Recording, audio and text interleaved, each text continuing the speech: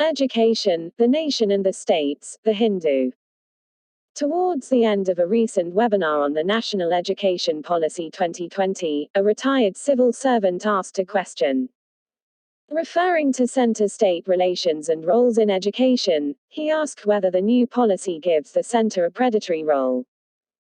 The use of the word predatory felt a bit sharp in the context of education, but the intention obviously was to ascertain whether the new policy observes federal courtesy.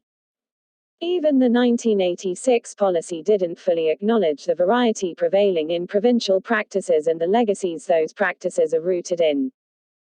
The trend has been to assume that a national system will evolve and iron out provincial variations. That is a strange assumption. For education to fulfill its social role, it must respond to the specific milieu in which the young are growing up. India has sufficient experience of attempts made from the national level to influence systemic realities on the ground. There is a considerable history of strong recommendations made by national commissions and of provincial recalcitrance.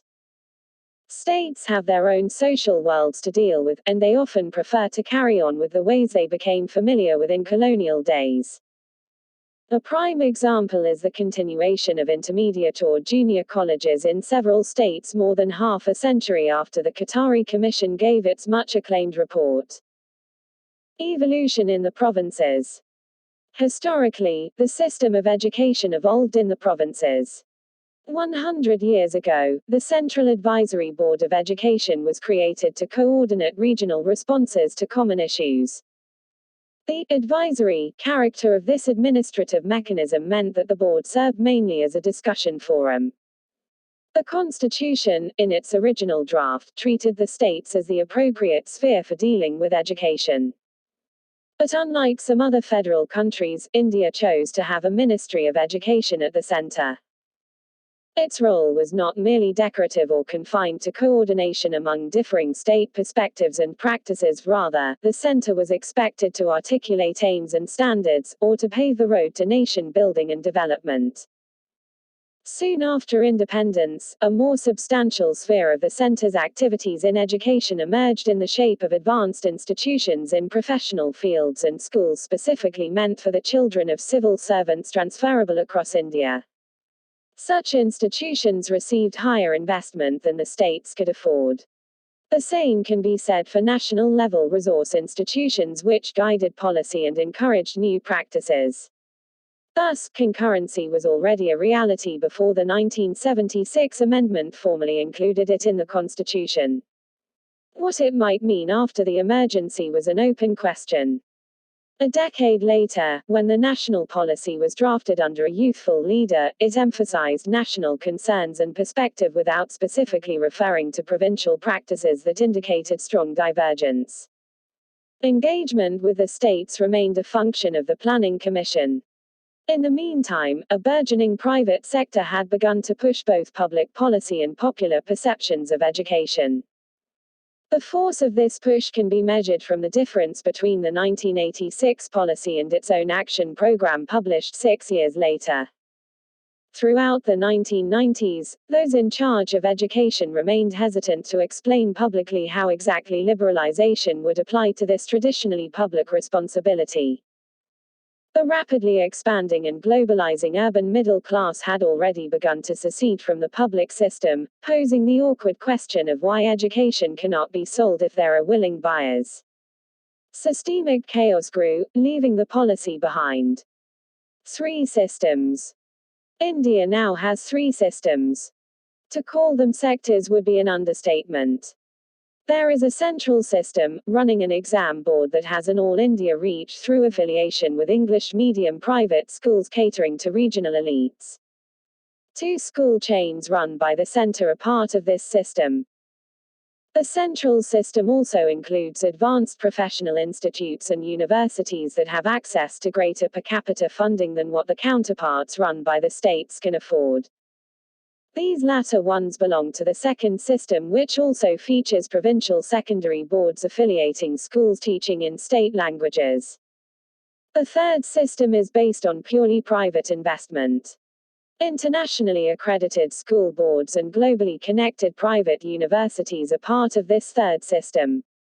These institutions represent a new level of freedom from state norms. An explicit attempt was made under the Right to Education (RTE) Act to bridge the first two systems. The RTE is a parliamentary law, providing a set of standards for elementary education and a call to private schools to provide for social justice via the quota route. In higher education, such an attempt to balance private autonomy with an obligation to provide social justice is yet to be made in any palpable sense. Accreditation norms and recognition procedures create a semblance of public accountability. Coordination among the three systems has proved unmanageable, even in purely functional terms. The least we might expect would be a reliable mechanism to reconcile the marking standards of different boards and universities. Far harder is the coordination required in adherence to social responsibilities in a period of rapid economic change. Inequalities have become sharper with the rise in overall prosperity. Education must mediate between different social strata divided by caste and economic status.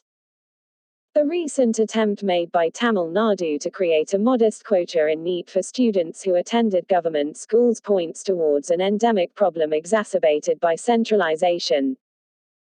Social vision. The new policy document underestimates the problem of reconciling the three systems.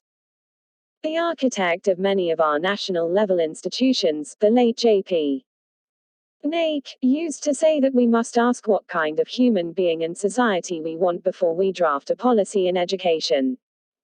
Apart from that philosophical question, we also need a systemic vision, both for recovery from institutional decay and for future progress. Functional uniformity is unlikely to offer any real solution. That is what the new policy seems to favor. In higher education, it proposes nationally codified and administered measures to oversee institutional transformation across state capitals and district towns.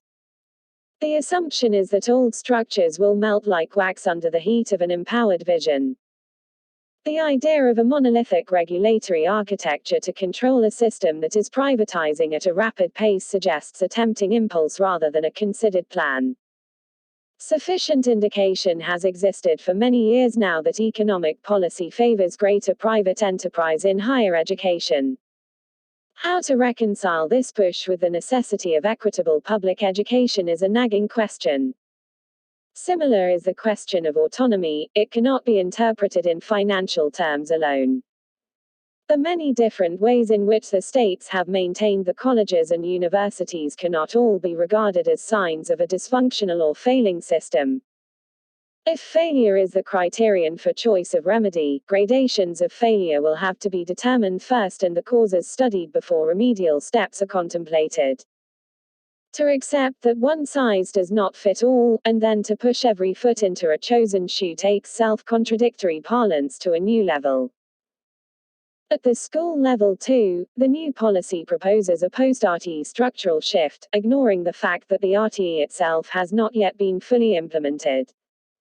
It is useful to recall that the RTE was drafted with prolonged involvement with the states, not mere consultation. The consensus for such a law was no less difficult to create than the formulation of its content. A vital role was played by the highest judiciary in pushing the polity towards recognizing children's right to be at school rather than at work.